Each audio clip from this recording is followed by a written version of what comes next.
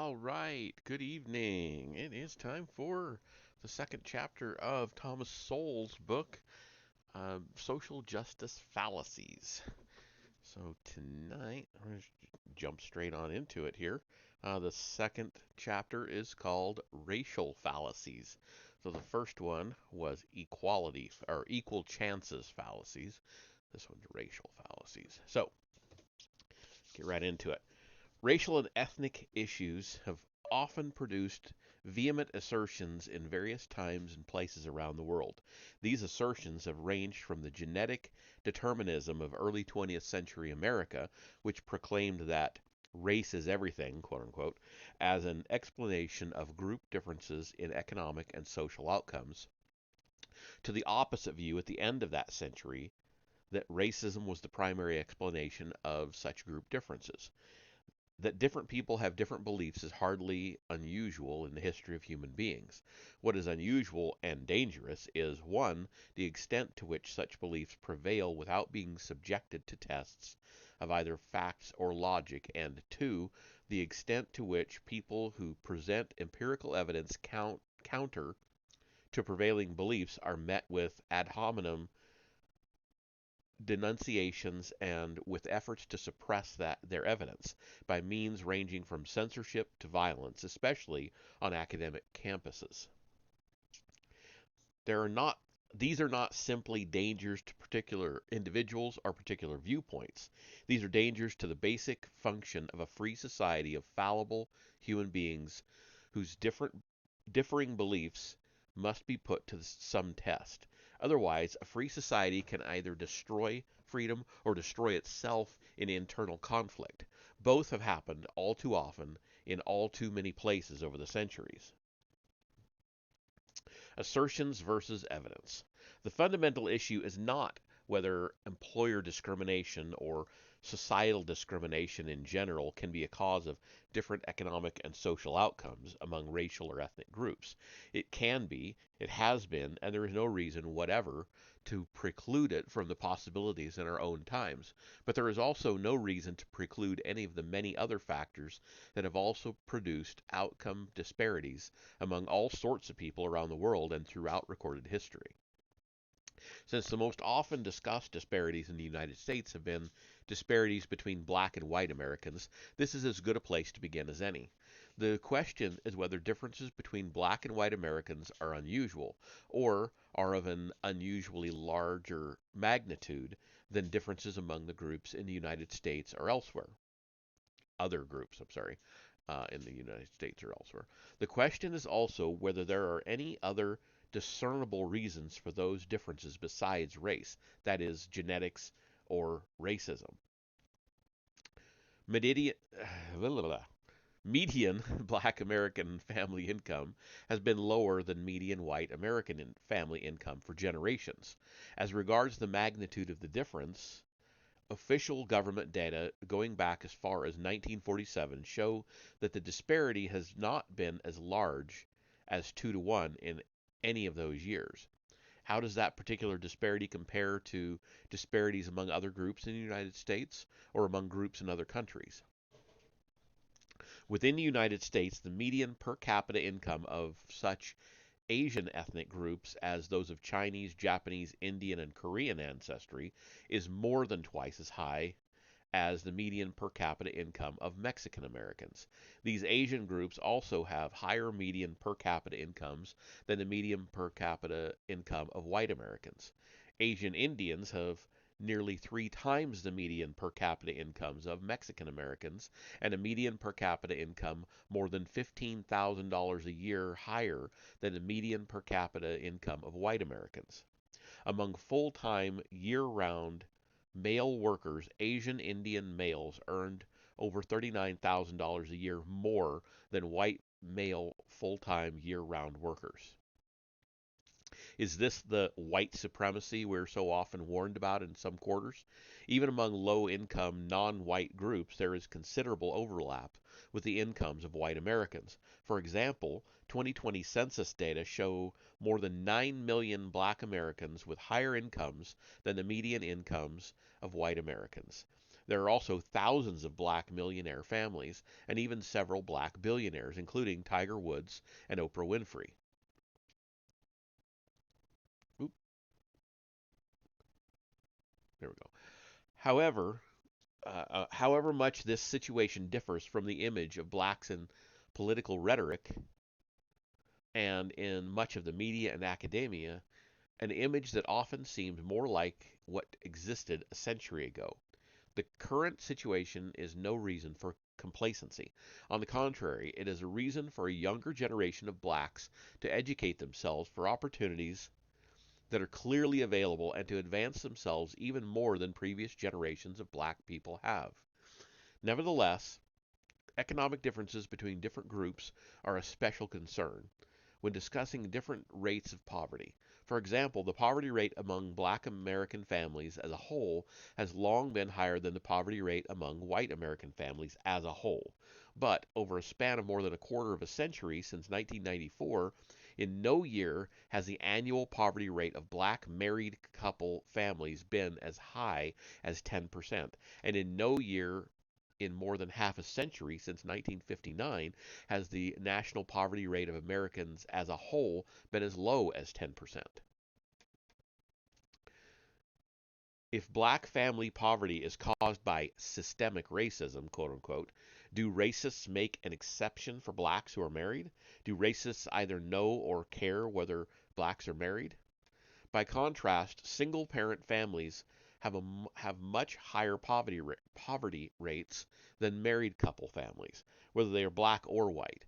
White, female-headed single-parent families have had a poverty rate more than double the poverty rate of black married couple families in every year from 1994 to 2020, the latest year for which data are currently available. If white supremacists were so powerful, how could this happen?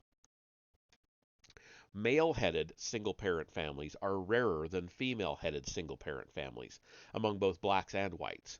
White male-headed single-parent families have had a lower rate of poverty than white female-headed single-parent families. Nevertheless, white male-headed single-parent families have also had a higher poverty rate than black married couple families in every year from 2003 to 2020. Statistical differences between races are not automatically due to race, either in the sense of being caused by genetics or being a result of racial discrimination. Differences in the proportion of single parent families among various racial groups are other differences that affect differences in income. So are differences in median age and in education, among other factors.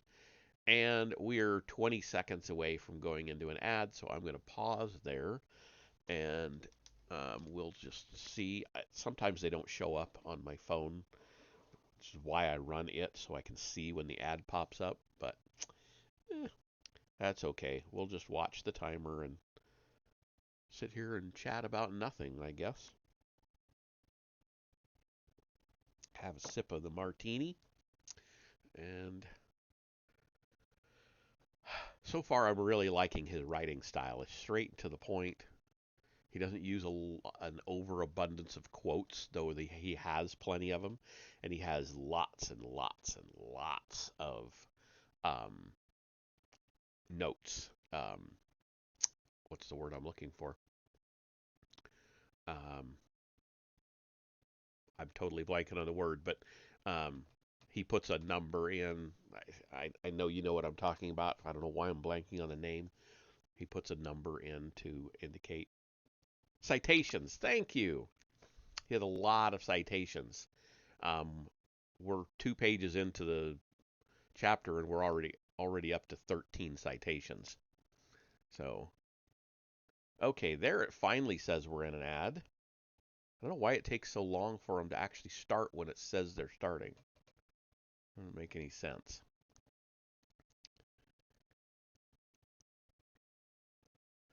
But anyway,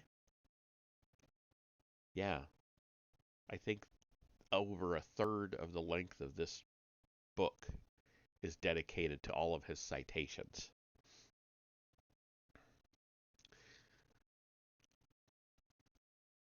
That would be a real pain to read all the citations, though. Um, I'll leave it to those that are truly interested to go get the book and look up those citations.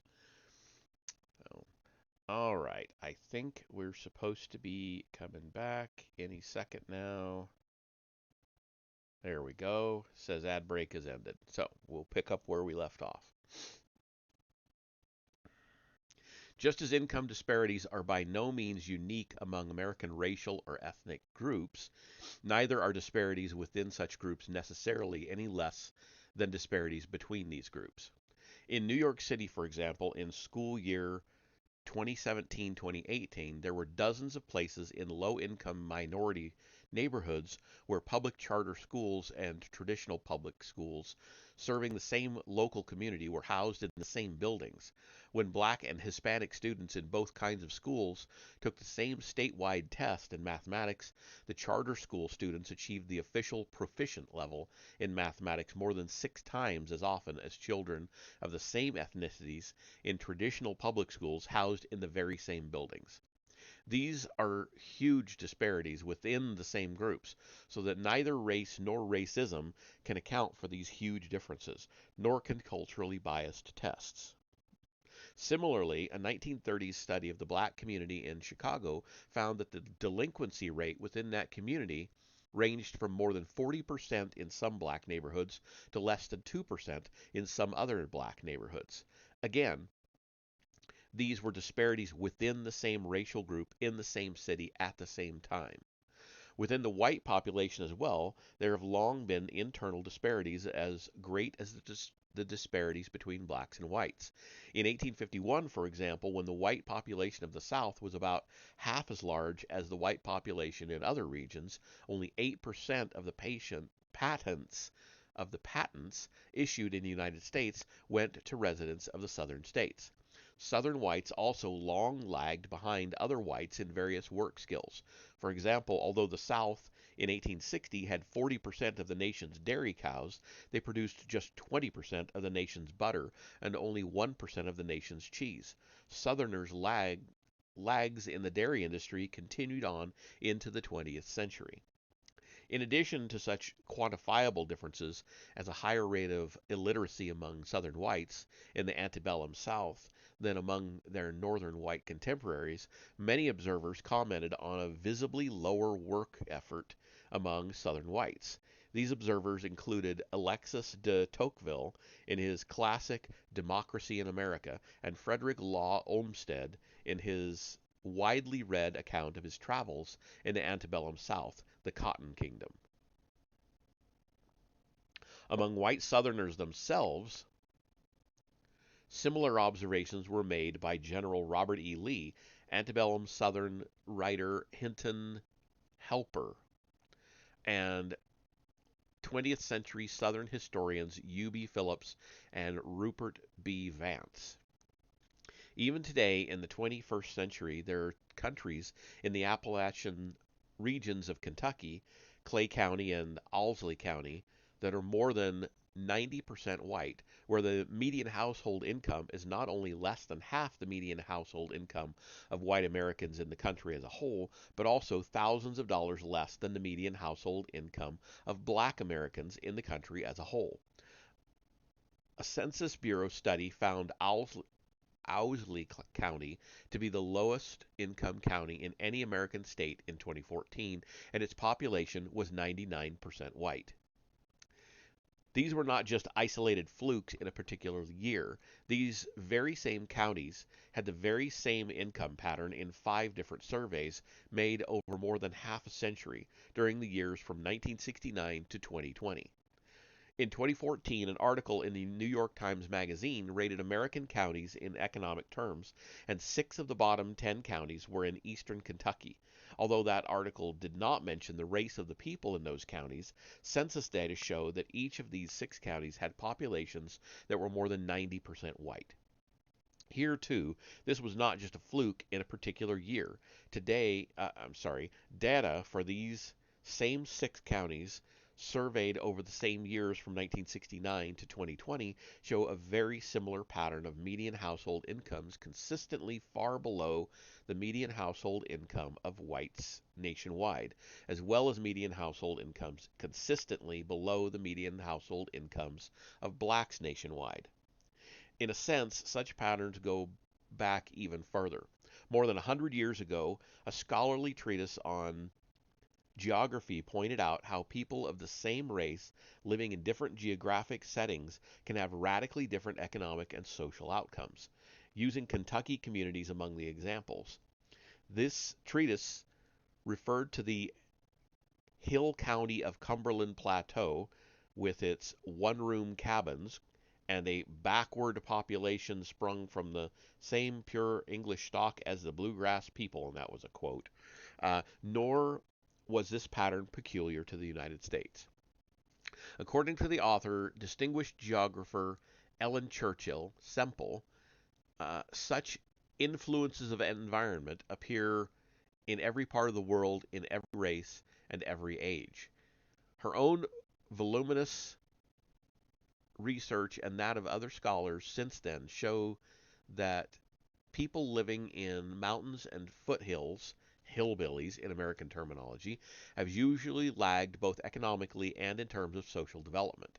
High levels of high school dropouts and low levels of college graduates among American hillbillies are obvious examples of neglected social development.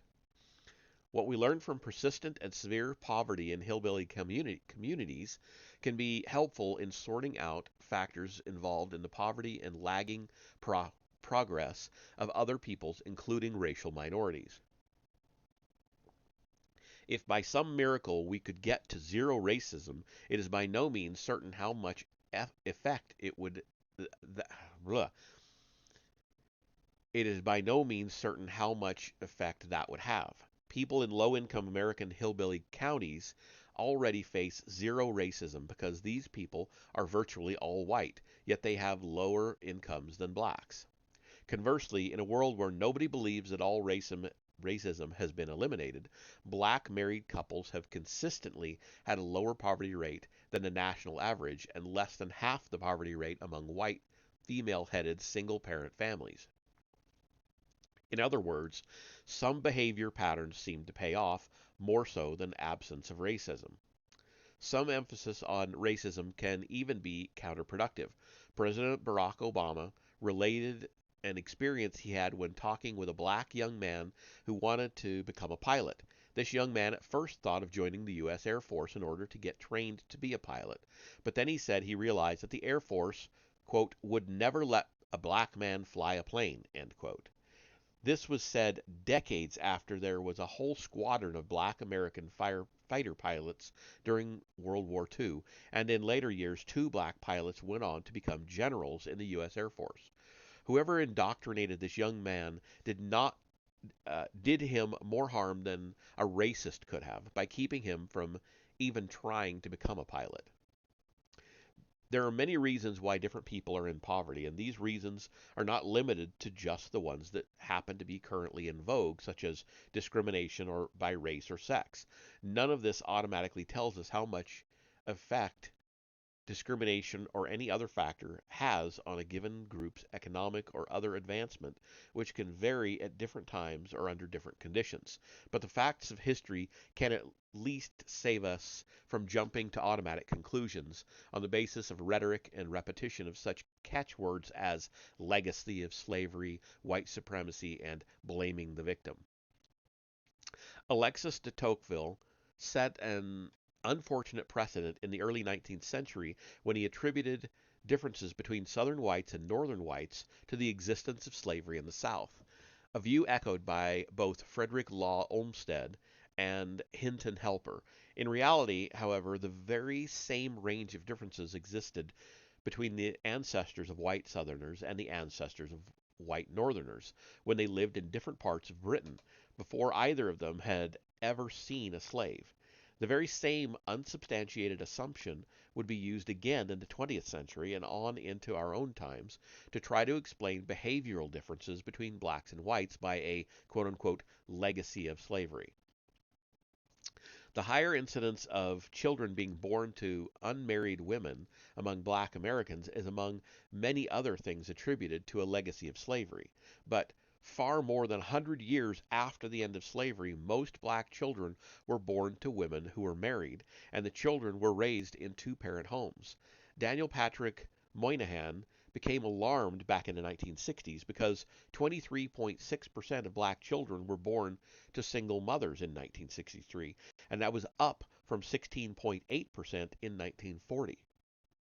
Although these rates for black Americans were much higher than for white Americans, the rate of births to unmarried women among whites also rose suddenly and sharply in the 1960s, after having been, for decades, only a small fraction of what it became after 1960. For neither blacks nor whites does this pattern suggest a quote-unquote legacy of slavery. When this upturn in births to unmarried women began for both races, with the huge expansion of the welfare state in the 1960s, this new pattern has now persisted for more than half a century. In 2008, births to unmarried women among white Americans reached almost 30%. This exceeded the 1963 levels among black Americans that had alarmed Daniel Patrick Moynihan. I would say it also had something to do with the whole free love movement, the unwed mother uh, uh, numbers going way up. But anyway, that's just my opinion. The proportion of births to unmarried black mothers at the end of the 20th century, 68.7%, still greatly exceeded the proportion among unmarried white mothers as a whole. But among white mothers with less than 12 years of education, the rate of non-marital births in the early years of the 21st century was not far behind at just over 60%. As with other disparities, differences between races are not necessarily racial differences, either in the sense of being caused by genes or being caused by racial discrimination. Some behavioral patterns produce similar outcomes in groups that differ by race, so that these disparities in outcomes can reflect disparities in behavior for whatever reasons, without implying either genetic determinism or societal discrimination. Internationally, in the 21st century, there are a number of European nations where at least 40% of the births are to unmarried women. And these nations have no quote unquote legacy of slavery, but they have expanded welfare states.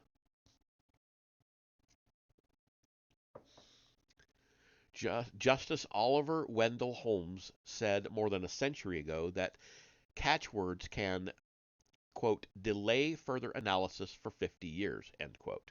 Too many catchwords have already delayed analysis longer than that, and are still doing so. Genetic determinism. In the early decades of the 20th century, when progressivism was a major new force among American intellectuals and in politics, one of progressivism's central tenets was genetic determinism, the belief that less successful races were genetically inferior.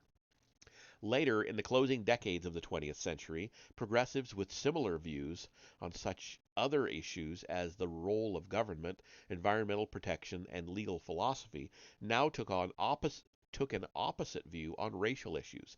Less successful races were now seen as being automatically victims of racism, as they had once been considered automatically inferior. The conclusions were different, but the way evidence was used and the way contrary views and contrary evidence were disregarded was very similar. Both sets of progressives expressed utter certainty in their conclusions on this and other subjects, and dismissed critics as uninformed at best and confused or dishonest at worst.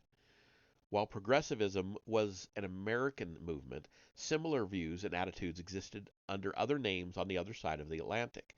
There, too, the prevailing views on race were opposite at the beginning of the 20th century from what they became at the end of that century and on into our own times. Early progressivism. Genetic determinism did not begin with the progressives. In earlier times, many people considered themselves born inherently superior to other people without requiring either the reality or the pretense of scientific evidence. Some considered themselves superior as a class or a race or because of royal blood, or whatever. In Britain, Sir Francis Galton, 1822 to 1911, wrote a book titled Hereditary Genius, based on the fact that many outstanding achievements were concentrated in particular families. This conclusion might have had more weight as evidence if other families had comparable opportunities, but such a requirement would hardly have been met then, and it is not certain how often it can be met now. A major piece of empirical evidence became available when soldiers in the U.S. Army were given mental tests during the First World War. Mental test scores from a sample of more than 100,000 of these tests showed that black soldiers as a whole scored lower than white soldiers as a whole on these tests. That was treated as irrefutable evidence that genetic determinism was a proven fact. But an internal breakdown of the mental test score data showed that black soldiers from Ohio, Illinois, New York, and Pennsylvania scored higher on the Army mental tests than white soldiers from Georgia, Arkansas, Kentucky, and Mississippi. If the reason for the overall test score differences between races were genetic, people's genes do not change when they cross a state line, but some states do have better schools than others. Even a moderately well-informed person in that era could hardly avoid knowing that other things were not equal among the races in the South, as Southern politicians of that era loudly proclaimed their determination to keep things unequal. This went beyond an unwillingness to spend equally on black and white schools, as far back as the end of the Civil War, when thousands of white volunteers from the North went into the South to teach the children of newly freed slaves. These teachers, mostly young women, were not only ostracized by Southern whites, but were even harassed and threatened. This was an era when many Southern whites did not want blacks to be educated, and the education policies of Southern state governments reflected that. When wealthy white philanthropists such as John D. Rockefeller, Andrew Carnegie, and Julius Rosenwald sent money to help create schools for black children in the South, the state of Georgia passed a law taxing donations to schools by people of a different race from the race of the students in those schools. The most fundamental problem with the conclusions reached by the genetic determinists of that era and the opposite conclusions reached by progressives of a later era was in the way they used empirical evidence. Progressives in each era began with a preconception and ended their examination of evidence when they found data which seemed to fit their preconception. Such a procedure may be enough to supply talking points, but if the goal is to find the truth, the search must continue in order to see if there are other data that conflict with the initial belief.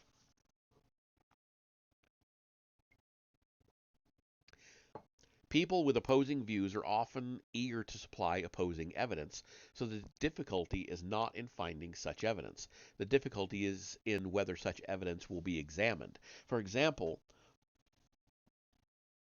where there are other groups of whites besides soldiers from certain states during the First World War who scored as low on mental tests as blacks or lower than blacks in the 20th century. It turns out that there were. These would include whites living in some American mountain and foothill communities. There have also been white people living in the Hebrides Islands of Scotland and white people living in canal boat communities in Britain with IQ test scores similar to those of black Americans.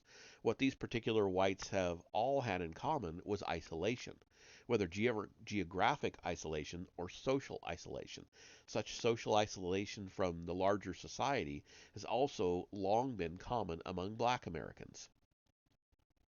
Although blacks in the U.S. Army during the First World War scored marginally lower than various members of recently arrived European immigrant groups, other blacks living in northern communities often scored either equally or marginally higher on mental tests than these same immigrant groups.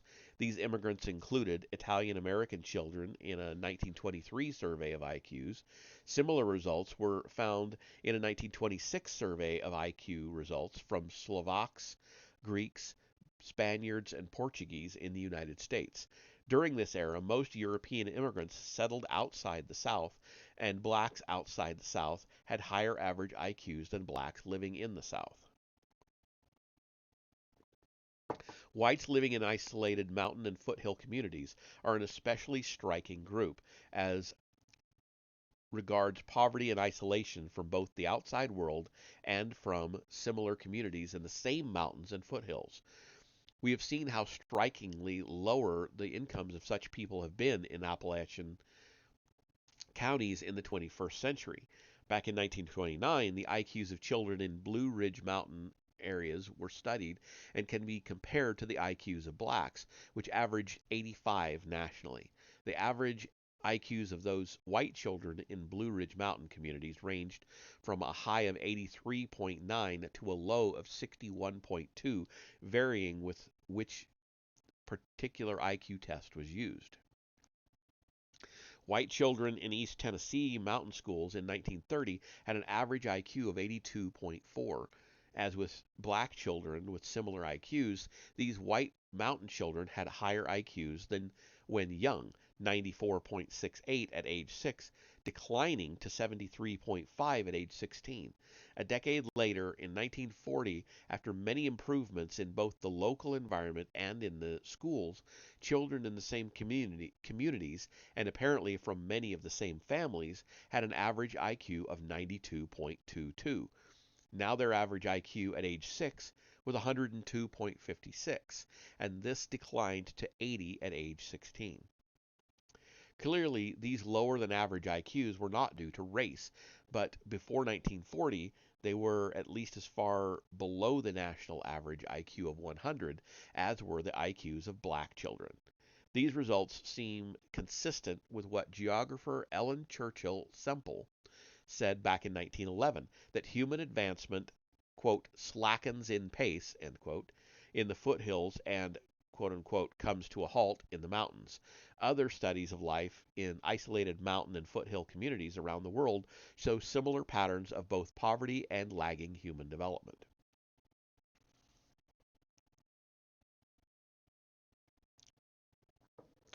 Later years would bring additional evidence incompatible with genetic determinism.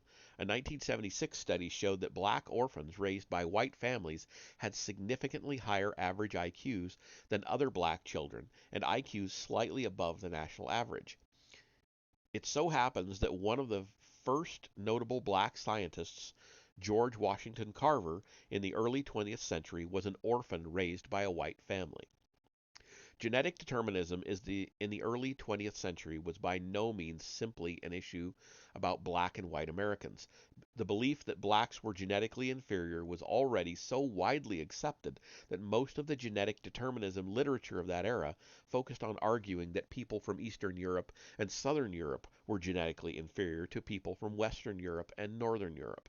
This was a major issue in that era because large-scale emigration from Europe had changed in its origins from predominantly Western Europe and Northern Europe in earlier times to predominantly Eastern Europe and Southern Europe beginning in the last 2 decades of the 19th century.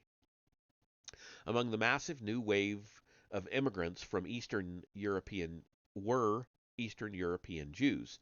A leading mental test authority in that era, Carl Brigham, creator of the Scholastic Aptitude Test, the SAT, said that the Army mental test results tended to, quote, disprove the popular belief that the Jew is highly intelligent, end quote. Another mental test authority, H. Goddard, who tested children of these Eastern European and Southern European immigrants at the Ellis Island Immigrant Receiving Facility, declared that, quote, these people cannot deal with abstractions, end quote. Prominent economist of that era, Francis A. Walker, described immigrants from Eastern Europe and Southern Europe as, quote, beaten men from beaten races, a foul and stagnant pool of population in Europe, end quote. Not end quote. Originating in places where no breath of intellectual life has stirred for ages, end quote. Professor Edward A. Ross, an official of the American Economic Association and president of the American Sociological Association, coined the term race suicide to describe the prospect of a demographic replacement over time of the Western Europeans and Northern Europeans as the majority of the American population by Eastern Europeans and Southern Europeans, because both these latter groups had a higher birth rate. He called these new immigrants ox-like men and descendants of backward people whose very physical appearance, quote, proclaims inferiority of type, end quote. Professor Ross lamented an quote unquote unanticipated result of widespread access to medical advances, namely, quote, the brightening of the survival prospect of the ignorant, the stupid, the careless, and the very poor, end quote. Ross was the author of more than 24 books with large sales. The introduction of one of his books included a letter of fulsome praise from Theodore Roosevelt. Among Professor Ross's academic colleagues was Roscoe Pound, who later became dean of the Harvard Law School. Professor Pound credited Professor Ross with setting him, quote, in the path the world is moving in, end quote.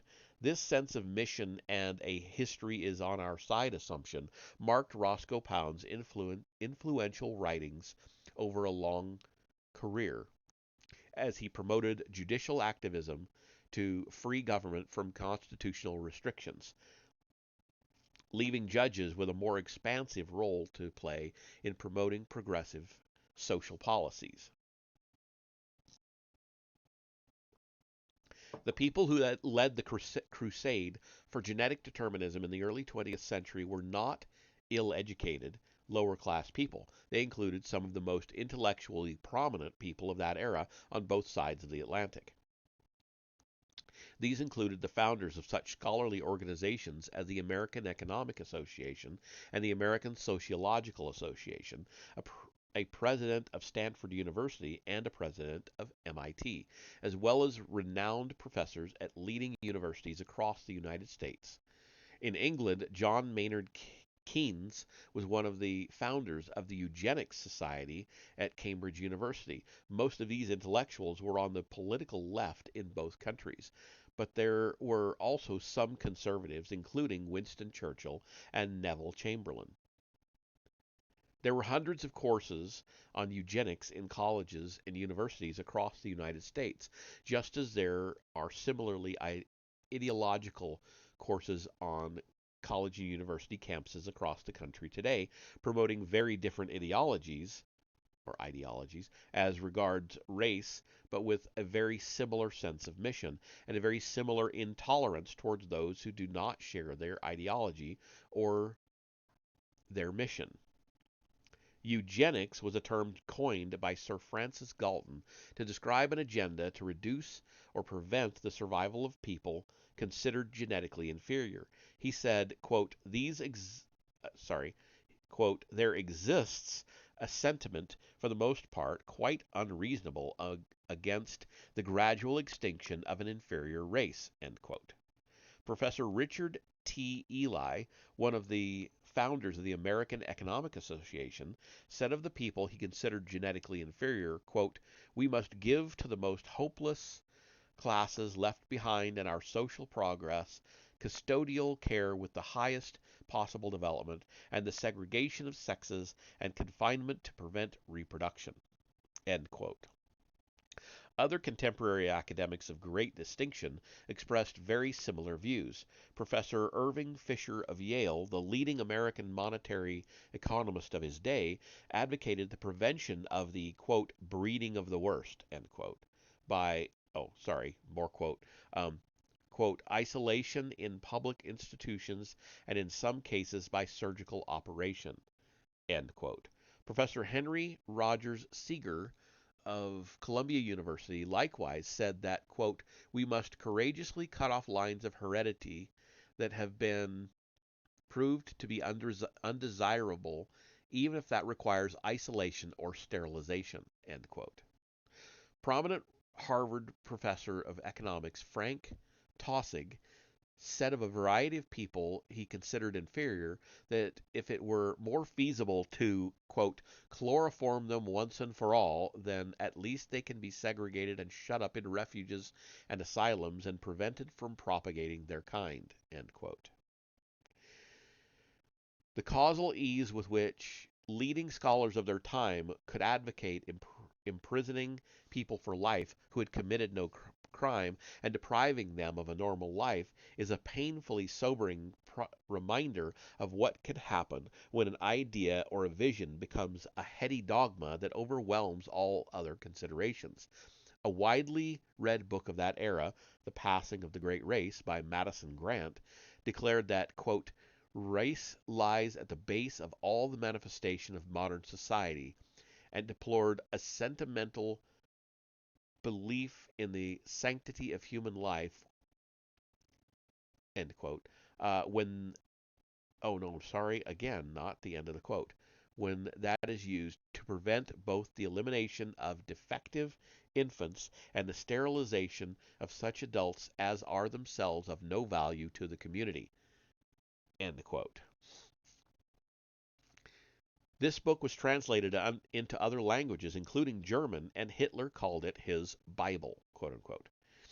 The early 20th century progressives were by no means Nazis. They took pride in advocating a wide range of policies for social betterment, very similar to the kinds of policies that would be advocated by other progressives in the later years of the 20th century and on into our own times. Prominent economist Richard T. Ely, for example, rejected free market economics because he saw government power as something to be applied, quote, to the amelioration of the conditions under which people live or work, end quote. Far from seeing government power as a threat to freedom, he said, quote, regulation by the power of the state of these industrial and other social relations existing among them is a condition of freedom, end quote. He favored public ownership of municipal utilities, highways, and railroads, and declared that, quote, labor unions should be legally encouraged in their efforts for shorter hours and higher wages, and that inheritance and income taxes should be generally extended, end quote. Eugenics was to him just another social benefit he wanted provided by government. Professor Ely was clearly a man of the left and has been called, quote, the father of institutional economics, end quote, a branch of economics long noted for its opposition to free market economics. One of Ely's students, John R. Commons, became a leading institutional economist at the University of Wisconsin. Professor Commons rejected free market competition because, quote, competition has no respect for the superior races, so that the race with lowest necessities displaces others, end quote. Among Ely's other students were the iconic progressive president of the United States, Woodrow Wilson. President Wilson, too, saw some races as inferior. He approved of the annexation of Puerto Rico by President William McKinley before him, saying of those annexed, quote, they are children and we are men in these deep matters of government and justice, end quote. Sorry, this is really bugging me here.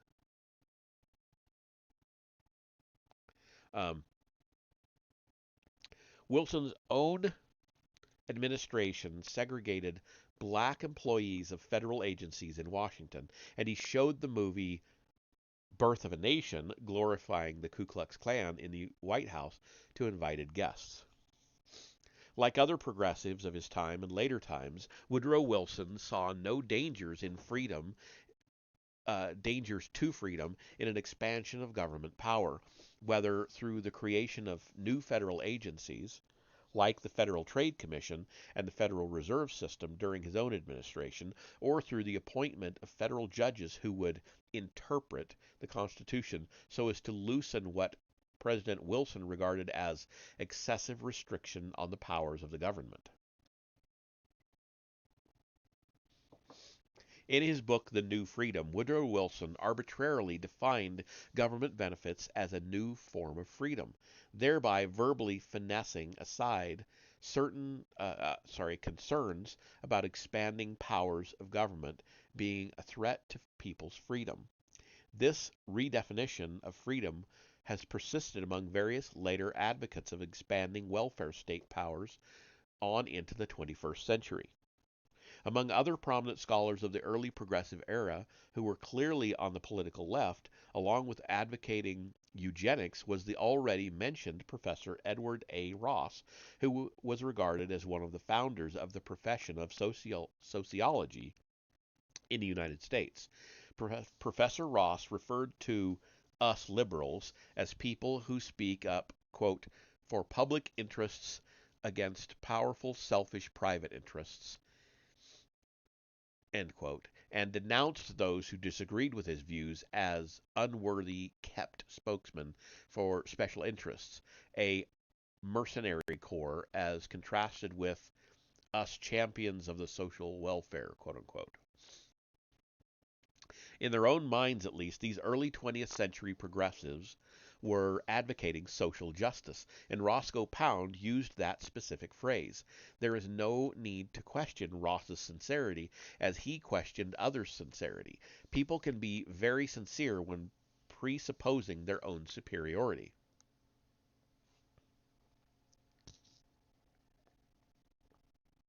Madison Grant, whose book Hitler called his Bible, was likewise a staunch progressive of the early 20th century. While not an academic scholar, neither was he an ignorant redneck. He was from a wealthy family in New York, and he was educated at Yale and the Columbia University Law School. He was an activist in progressive causes such as conservation, preserving endangered species, municipal reform, and the creation of national parks. He was welcomed into an exclusive social club established by Theodore Roosevelt, and during the 1920s he exchanged friendly letters with Franklin D. Roosevelt, addressing him in these letters as "My dear Frank," while FDR reciprocated by addressing him as "My dear Madison." In short, the progressives of the early 20th century shared more than a name with progressives of a later era, extending on into our own times. While these different generations of progressives reached opposite conclusions on the reasons for racial differences in economic and social outcomes, they shared very similar views on the role of government in general and judges in particular. They also had similar practices in dealing with empirical evidence. Both remained largely impervious to evidence or conclusions contrary to their own beliefs. In addressing one of the central issues in early 20th century America, the massive increase in immigration from Eastern Europe and Southern Europe that began in the 1880s, the progressives went beyond claiming that the current generation of immigrants was less productive or less advanced than the previous generations from Western Europe and Northern Europe. The progressives' claim was that Eastern Europeans and Southern Europeans were inherently genetically and therefore permanently inferior, whether in the past or the future. Ironically, the Western civilization that all these Europeans shared originated thousands of years earlier in southern Europe, specifically in ancient Greece, located in the eastern Mediterranean. The very words that genetic determinists wrote were written in letters created in southern Europe by the Romans. In those ancient times, it was the southern Europeans who were more advanced. In the ancient days of the Roman Empire, Cicero warned his fellow Romans not to buy British slaves because they were so hard to teach. It is difficult to see how it could have been otherwise when someone from an illiterate tribal people in ancient Britain was brought in bondage to a highly complex and sophisticated civilization like that in ancient Rome. As for the claim that Southern European and Eastern European immigrant children tested at Ellis Island, quote, cannot deal with abstractions, end quote, that can hardly be taken as proof of a genetic inability of people from these regions to deal with abstractions. The ancient Greeks did not simply learn mathematics, they were among the creators of mathematics, Euclid in geometry and Pythagoras in trigonometry. Nor need we believe that there was some biological superiority of the ancient Greeks in southeastern Europe. A series of geographic treatises on the history of Europe's socioeconomic development by Professor N. J. G. Pounds offered a very different explanation of why the earliest developments of Western civilization began where they did. Quote, most of the significant advances in man's material culture, like agriculture and the smelting of metals, had been made in the Middle East and had entered Europe through the Balkan Peninsula. From here, they had been diffused northwestward to Central Europe and then to Western. End quote. World leadership in various fundamental advances of human beings has changed hands repeatedly over the thousands of years of recorded history. That Western Europe and Northern Europe were more advanced in some respects than Eastern Europe and Southern Europe in the early 20th century was no mandate for genetic determinists to externalize that relationship to the past and the future. Oh, I'm sorry, eternalize. I said externalize. Eternalize that relationship. Among peoples of various races in countries around the world, those groups that score low on mental tests typically score lowest on abstract questions. This hardly seems surprising since abstractions do not play major roles in all people's lives, especially not among low-income working-class people who predominated among the immigrants from Southern Europe and Eastern Europe who were tested at Ellis Island. The story was very different among the ancient Greek elites, whose achievements included not only mathematics but also philosophy, literature, and architecture. The ancient Greeks created magnificent buildings in the Acropolis that have served as models for iconic buildings in many other countries thousands of years later. The Capitol building in the United States and the Supreme Court building across the street from the Capitol are examples. Anyone who has seen both the Lincoln Memorial in Washington and the Parthenon built in ancient Athens can hardly fail to notice the resemblance. The ancient Greeks also created exquisite statues and busts of human beings that people still marvel at and admire in museums in various countries today. By contrast, the primitive structures and crude attempts at representing human likenesses by those ancient Britons who were contemporaries of the ancient Greeks inspire no such admiration or imitation. Names of ancient Greek thinkers like Socrates, Plato, Aristotle, Euclid, and Pythagoras still resonate today, but there is not a single Briton from those same ancient times whose name can be found in the pages of history. Nevertheless, in the 18th and 19th centuries AD, Britons led the world into the Industrial Revolution. Moreover, the scientific breakthroughs of Britons in the centuries preceding the Industrial Revolution, including the scientific achievements of Sir Isaac Newton, who was also one of the creators of calculus, dwarf anything produced among Britain's 19th century Greek contemporaries. The British Empire of the 19th century included 1/4 of the land area of the Earth and 1/4 of all the human beings on the planet. A 20th century Italian author raised the question, quote, how in the first place did a peripheral island rise from primitive squalor to world domination? End quote. These undisputed facts of history argue against genetic determinism, when peoples in different parts of Europe were clearly more advanced in different centuries. Such radical changes over millennia suggest reciprocal inequalities on a grand scale, from very different historical epochs.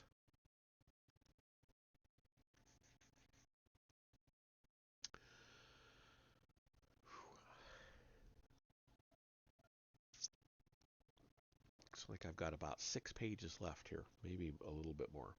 Some people with a non-judgmental philosophy today might refuse to say that the capabilities of either Greeks or Britons were superior, but that is just a verbal evasion of the plain reality that each had superior capabilities to the other in different epochs. What such reversals of relative capabilities from one epoch to another calls into question is whether these different capabilities are genetic. To honestly admit the reality of vast differences in specific capabilities of different peoples at different times and in different places is no capitulation to genetic determinism. nor are comparisons between different groups of Europeans the only evidence against a genetic explanation. 1,000 years ago, the Chinese were more advanced than Europeans in many endeavors, but several centuries later their positions were reversed, and there is no evidence that the genetic makeup of either the Chinese or the Europeans had changed. Moreover, there have been similarly large disparities within different segments of the same race. In 1994, for example, the millions of overseas Chinese produced as much wealth as the billion people in China. Here, the race was the same, but the production of wealth per capita was radically different. A similar pattern can also be found in the United States today, when several of the very poorest counties in the country have overwhelmingly white populations with median household incomes lower than the median household incomes of black Americans. No one has gone into those counties and exploited those people. They have simply not produced as much. The genetic determinists of the early progressive era took a remarkably narrow sample of the evidence available to them. The history of ancient Greece and Rome was already well known as the origins of Western civilization, and places far in advance of the rest of Europe in ancient times. Whatever the relative positions of different regions of Europe during the progressive era, to see these positions at that time as genetically determined implied that these positions were permanent for both the future and the past, but readily available evidence about the past said otherwise. Even the purely contemporary evidence used during the early progressive era was by no means unambiguous. Answering questions in one section of the Army mental test required knowing such information as the color of sapphires, the location of Cornell University, the profession of Alfred Noyes, and the city in which the Pierce Arrow automobile was manufactured. Why black Americans or recent immigrants to the United States would be expected to have such information is a puzzle. Why such information would be considered a measure of anyone's innate intelligence is a bigger puzzle. Not all the questions on the Army mental test were as dubious as these, but for someone who was not quite up to par in answering more valid questions, to have his imprisonment or his freedom depend on whether he had such miscellaneous information seems grotesque.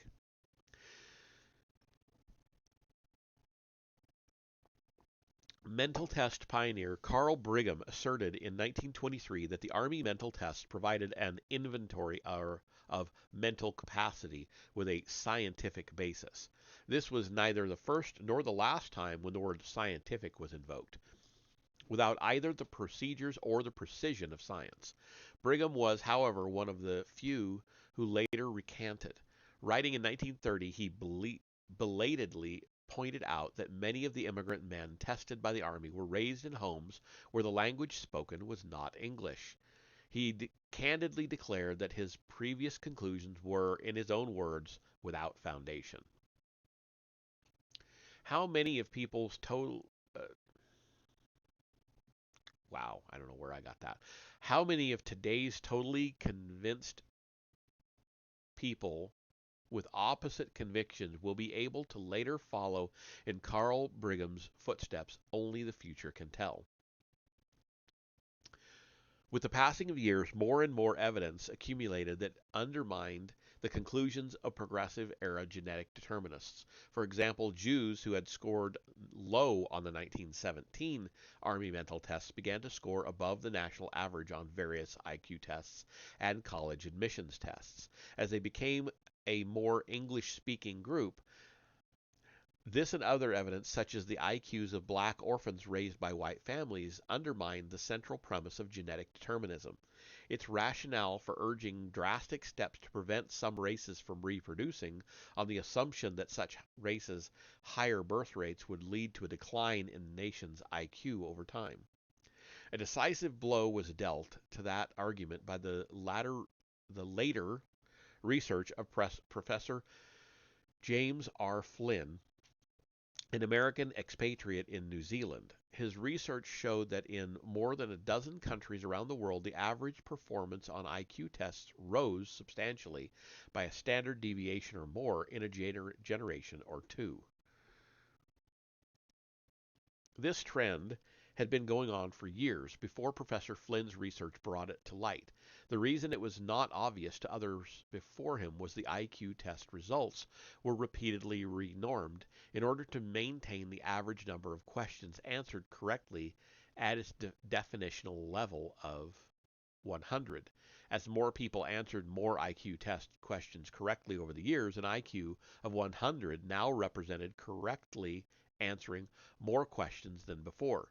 Because Professor Flynn went back to the original raw scores on IQ test questions answered correctly, these rising performances on IQ tests were brought to light. Although the black IQ average, for example, remained more or less constant at about 85 for years, this constancy concealed the fact that blacks, like others, were answering more IQ test questions correctly than in the past. The number of questions that blacks answered correctly on IQ tests in 2002 would have given them an average IQ of 104 by the norms used in 1947 and 1948. This was slightly higher than the average performance of Americans in general during the earlier period. In short, the performances of blacks on IQ tests had risen significantly over time, just as the performances of other people in the United States and in other countries had risen, even though the renorming of IQ tests concealed these changes. Later data published by Charles Murray in 2021 showed that the mean black IQ was now 91, up from the usual 85 in earlier times. This meant that black improvement on IQ tests had not simply kept pace with other people's improvement, but had improved somewhat more. The devastating effect of Professor Flynn's research was that it destroyed the central rationale for the conclusions of earlier 20th century progressive era genetic determinists who had proclaimed an urgent necessity to prevent people with lower IQs from reproducing, on the assumption that such people were genetically incapable of reaching the same average intellectual level that was then current. Therefore, on that assumption, the intelligence of the nation as a whole would decline over time. But even if we assume, for the sake of argument, that IQ test results are a perfect measure of intelligence, the factual evidence is that people in multiple countries were correctly answering more IQ test questions in later years, not fewer.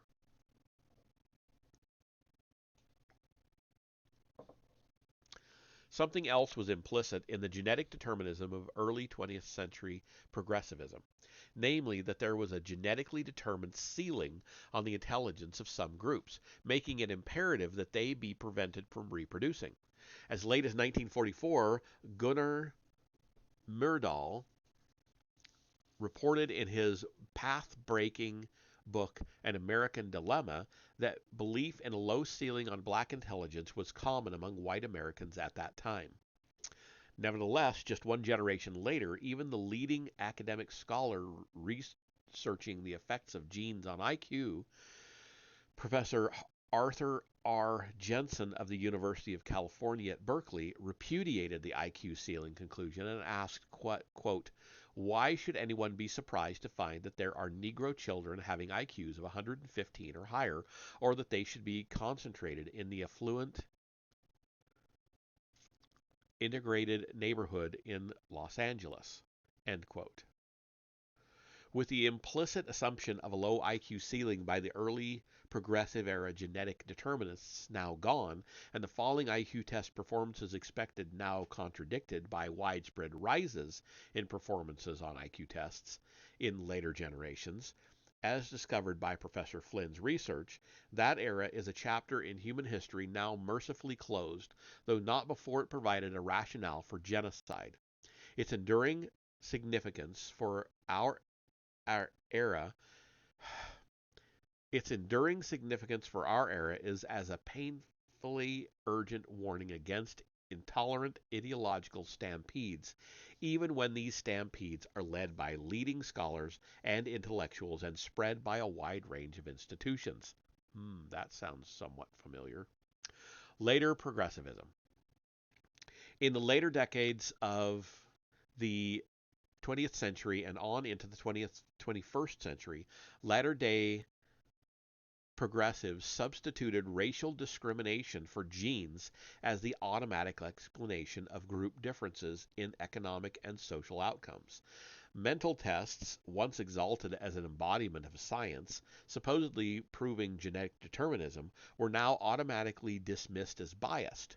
When SAT and ACT college admissions tests were produced, sorry, college admissions test produced results that conflicted with the new social justice agenda of imposed demographic representation of various social groups in various institutions and endeavors.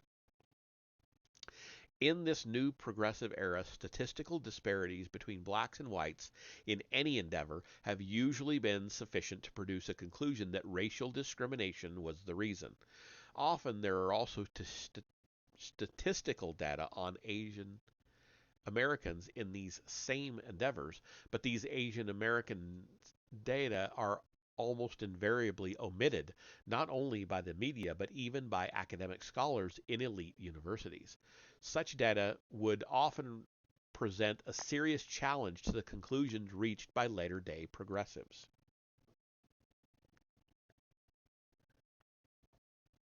In the job market, for example, it has often been said that blacks are, quote, the last hired and the first fired, end quote, when there are downturns in the economy. Black employees may in fact be terminated during an economic downturn sooner or to a greater extent than white employees, but data also show that white employees are often let go before Asian American employees. Can this be attributed to racial discrimination against whites by employers who are usually white themselves? Are we to accept statistical data as evidence when these data fit existing preconceptions, but not accept such data when they go counter to those same preconceptions?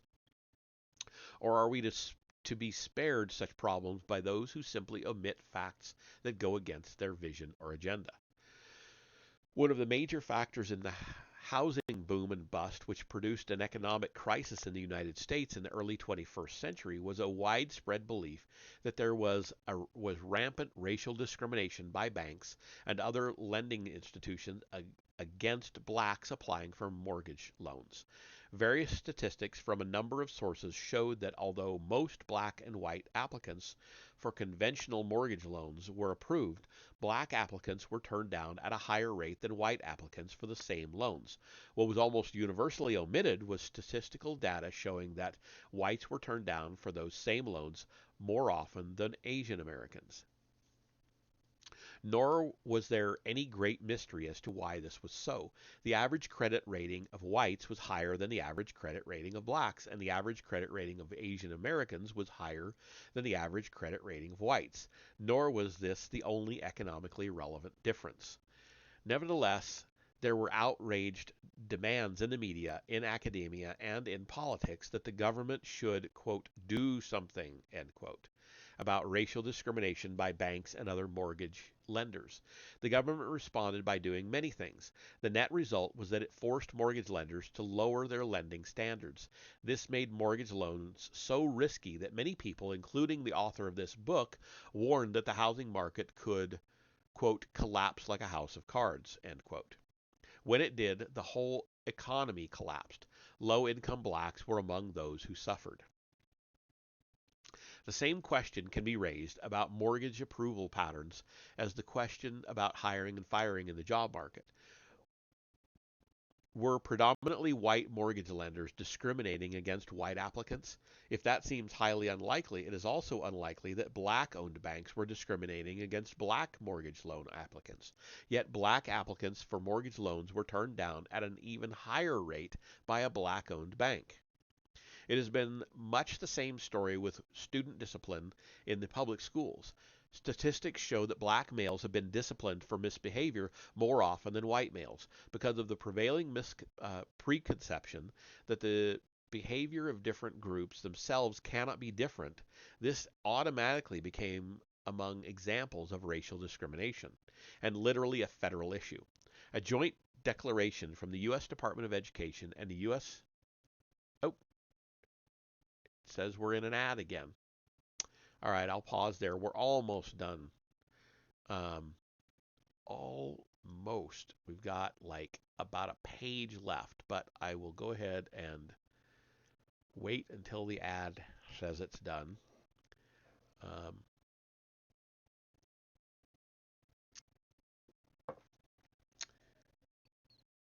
and then we will finish it out. This has been a very interesting chapter so far. I'm liking it. Um, I'm glad he's not too heavy on the quotes. That really annoys me when they use too many quotes. To me, it's kind of lazy writing, and he puts them in, but when he does, they are relevant. They're not just being lazy and using somebody else's words because you don't want to write them. Okay, it says that we're back, so we're going to finish up. We've got about a page left.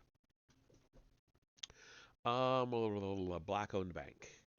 Um, It has been much the same story with student discipline in the public schools. Statistics show that black males have been disciplined for misbehavior more often than white males. Because of the prevailing preconception that the behavior of the different groups themselves cannot be different, this automatically became another example of racial discrimination, and literally a federal issue. A joint declaration from the U.S. Department of Education and the U.S. Department of Justice warned public school officials that they wanted what they characterized as a racially discriminatory pattern ended. Statistical data from a landmark study of American education, No Excuses Closing the Racial Gap in Learning, by Abigail Thernstrom and Stephen Thernstrom, showed that black students were disciplined 2.5 times as often as white students, who were disciplined twice as often as Asian students. Were the predominantly white teachers biased against white students? Nor was the disciplining of black students correlated with whether the teachers involved were black or white. Although we may analyze all these statistics by race, that does not necessarily mean that the employers, lenders, or teachers made their decisions on the basis of race. If black, white, and Asian employees had different distribution of jobs or were distributed differently at different levels in the same occupations, then decisions as to which kinds of jobs or job performances were expendable during an economic downturn could result in the racial disparities seen. Banking officials who decided whose mortgage applications to accept or reject are unlikely to have actually seen the applicants themselves. These applicants would more likely be interviewed by lower level bank employees. These employees would then pass the income and other data, including individual credit ratings, on to higher officials who would then either approve or disapprove the applications. In the public schools, teachers would obviously see the students whose misbehavior they reported, but the fact that black and white teachers made similar reports suggests that race was not likely to be the key factor in this case either. Perhaps the point in American history where there was the widest consensus on racial issues across racial lines was the occasion of the historic speech by where did I get Robert? By Martin Luther King at the Lincoln Memorial in 1963. That was when he said that his dream was of a world where people, quote, will not be judged by the color of their skin, but by the content of their character, end quote. His message was equal opportunity for individuals regardless of race, but that agenda and the wide consensus it had began eroding in the years that followed. The goal changed from equal opportunity for individuals regardless of race to equal outcomes for groups, whether these groups were defined by race, sex, or otherwise. What now rose to dominance was the social justice agenda, which included equalized outcomes in the present and reparations for the past. This new agenda drew on history or on myths presented as history as well as assertions presented as facts. The latter in a spirit reminiscent of the certitude and heedlessness of evidence in the genetic determinism era. And that is the end of that chapter. Um, the next one looks like it's going to be a little bit shorter. Um, and it is chess piece fallacies. That's going to be interesting. Um, all right. We are done. That was fairly long. Well, an hour and 16 minutes. It seemed I was enjoying it, but it still seemed like a longer read than that. Let's see who's around. I really should raid somebody tonight. Nabro's doing another PC repair. Those are pretty chill. Um, Vesper is playing Metaphor hard mode.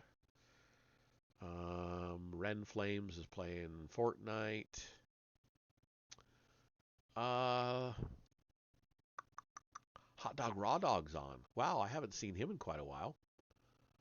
Oh, or Count BB. I haven't seen him in quite a while either. Um, let's go to Raw Dog.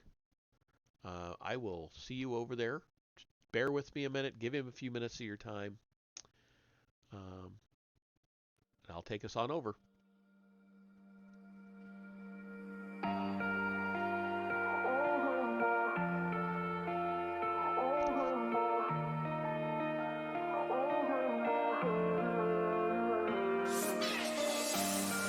Feeling shattered skies,